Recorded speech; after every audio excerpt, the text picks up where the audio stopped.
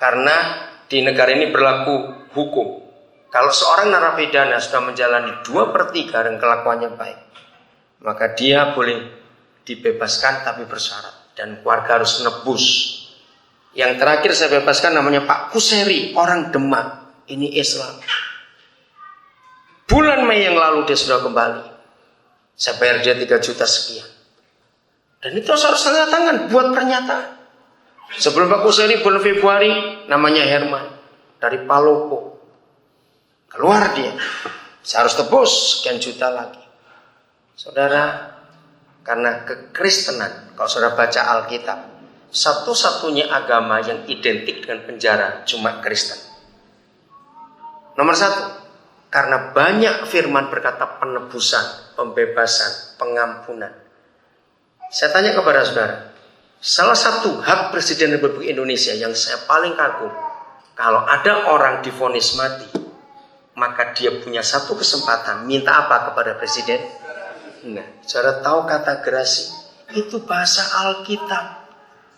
Grace Inggrisnya, gratia bahasa Yunani. Hebat gak? Jadi Kristen ini identik dengan penjara. Saya coba tanya satu hal saja, kecil. 5 tahun terakhir ini, angkat tangan ya kalau ada. Dalam 5 tahun terakhir saudara rajin ke gereja, berapa kali saudara pernah dengar khotbah kitab Filemon? Saya cuma tanya. Bahkan ada yang tanya, loh ada toh kitab Filemon? Bayangin, saya pernah tanya gitu, ya ampun kamu tuh ada. Ayo jujur, dalam 5 tahun terakhir, kapan saudara pernah dengar khotbah tentang kitab Filemon? 1, Pak Minto. Kapan itu Pak Minto? Kira-kira tahun ini. Khotbahnya tentang apa di kitab Filemon? Nah, bukan itu. Bukan dipisahkan untuk satu kembali.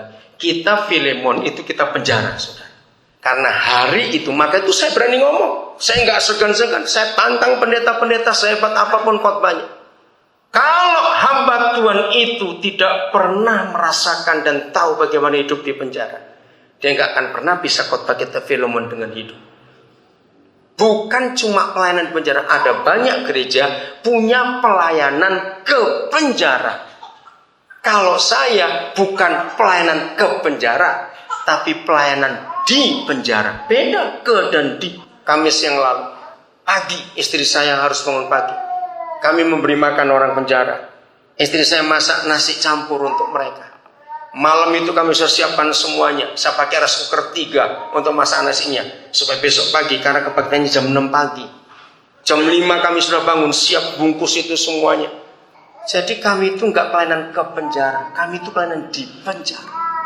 Jadi kitab Filemon itu, hari itu seorang narapidana namanya Onesimus bebas.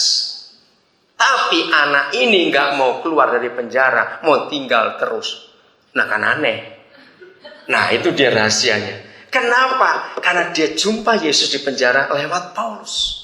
Dan akhirnya dia menganggap Paulus itu papanya. Nah, Filemon itu orang kaya, orang terhormat. Kalau saudara baca kitab Kisah Para Rasul 1 ayat 1 ketemu nama itu. Jadi Kisah Rasul 28 pasal itu ditulis oleh Dr. Lukas kepada Filemon. Hebat sekali. Dan Filemon ini seorang yang hatinya untuk Injil luar biasa. Ternyata Onesimus itu mantan karyawannya.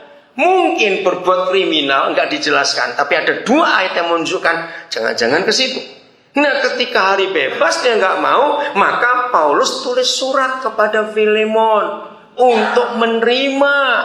Bukan lagi sebagai hamba, tapi sebagai saudara yang kekasih. Nah itu pelayanan di penjara. Nah saudara kan hau-hau gitu, oh ya, nah baru tahu. Kitab Filemon itu kitab luar biasa buat saya. Maka itu ayo kita lihat dalam hidup ini iman yang bagaimana yang kita miliki. Jadi iman yang paling suci dimiliki oleh perwira itu. Dia cari Yesus. Kita tahu kisahnya, saya nggak usah baca terus. Ayat 4, ayat 3 jelas. Ia menyuruh beberapa orang siapa? Tua-tua Yahudi kepada Yesus untuk meminta supaya ia datang dan menyembuhkan hambanya. Mereka tua-tua itu datang kepada Yesus Dan dengan sangat mereka meminta pertolongannya. Perhatikan kata tua-tua Yahudi itu untuk menjelaskan bahwa perwira itu bukan orang Yahudi. Katanya, ia layak engkau tolong. Ayat 5, sebab ia, perwira itu bagaimana? Mengasihi. Nah, bangsa kita, bangsa siapa? Bangsa Yahudi. Berarti dia bukan orang Yahudi. Iman ini yang luar biasa. Suatu kali saudara, saya makan di sebuah rumah makan. Tahu-tahu Roh Kudus gerakkan saya untuk ngomong pada seorang karyawannya. Tapi waktunya mepet. Saya harus naik kapal untuk ke kota lain. Ini di Papua. Saya waktu itu makan dengan seorang gembala yang ngundang saya. Terus saya bilang, tolong catat nama dan nomor telepon karyawan itu yang layani kita. Roh Kudus bilang sesuatu. Udah? 2 hari kemudian saya sampai ke kota tujuan. Saya telepon gembala itu. Aduh, saya masih sibuk. Ya oke. Saudara, minggu depan saya telepon lagi. Dia juga bilang masih sibuk. Saya juga sibuk, nggak telepon lagi. 3 bulan kemudian Roh Kudus ingatkan pelayan itu. Saya nggak tahu namanya. Ya saya telepon pendeta itu lagi. Aduh, saya juga lupa. Saya bilang, jangan matikan telepon ini. Kamu jalan ke restoran itu. Karena kebetulan restoran itu di depan rumah Pastori Gembala. Dia kaget. Saya bilang, jangan matikan. Saya bilang begitu sambil saya marah. Masa 3 bulan ngurus satu orang aja nggak beres-beres. Jadi sambil dia nyebrang jalan saya dengar, harus kamu matikan, jangan matikan. Saudara, terus masih dibuka toh. Ternyata anak ini sudah pulang ke kampungnya di provinsi lain karena dia kecelakaan. Saya dengar, terus nyambung. Saya bilang, saya sudah tahu. Tanya, mana alamatnya dan nomor teleponnya? Dia ngomong lagi pada pemilik restoran. Oh, itu di kampung, nggak ada listrik, nggak ada handphone. Saya dengar lagi. Oke, sekarang tanya, ada nggak keluarganya di kota, ibu kota provinsi yang bisa dihubungi? Dia tanya. Oh, ada tantenya. Dan minta nomor teleponnya. Kalau saya begitu, saya harus ngurus betul. Saya dapat nomor telepon tantenya anak itu. Saya telepon. Oh, jauh itu di kampung. Dari kota ini naik mobil bisa 6 jam. Nah, berita terakhir saya dengar, keluarganya itu memang miskin. Kecelakaan kakinya patah 3, saudara. Dan sudah busuk. Ayo, saya bilang dengar busuk. Oke, tolong ibu SMS ke nomor saya ini, alamatnya di mana? Saya berdoa, Bapak beri saya hikmat. Bagaimana saya akan ngurus orang itu? Tuhan kasih hikmat. Kirim dokter. Baik, saya cari dokter di kota itu yang saya kenal. Tolong. Dari kota ke kampung itu charter mobil berapa? Hari apa dokter ada waktu kosong? Ini penting sekali. Ada pasien begini-begini. Nah, kalau sampai dia nggak mau, saya bilang, saya ancam. Sumpah doktermu bagaimana? Alasan lagi kamu. Nggak mau nolong orang. Saya dari jauh mau nolong orang. Saudara akhirnya dia bilang 600.000 pulang pergi. Baik, kirim SMS nomor tabungan dokter.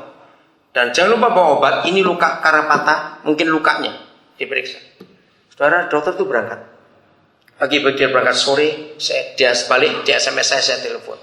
Dia bilang keluarganya tidak mau membawa ke kota, pakai dukun kampung. Jadi cuma istilah di Sepalak pakai bambu, saudara, dipakai ramuan-ramuan dan sudah bau. Terus gimana? Tetap tidak mau. Bagaimana caranya ini? Karena orang kampung. Saya doa lagi, Papa, saya harus ngurus anak ini. Karena Roh Kudus taruh hati saya. Di hati saya anak itu. Saya bilang, dokter kapan bisa balik lagi? Aduh, saya bulan depan. Kalau dokter bulan depan, jangan. Karena dokter tahu kondisinya. Bisa nggak kirim mantri atau perawat? Dalam minggu ini, paling lambat minggu depan. Baik, saya akan usahakan. Saya paksa, saudara. Akhirnya mereka bisa bawa dia ke kota. Saya suruh carikan dokter ahli tulang dulu. Saya nggak belum ngomong Yesus, belum ngomong apa-apa. Ketemu dokter ahli tulang, orang Katolik.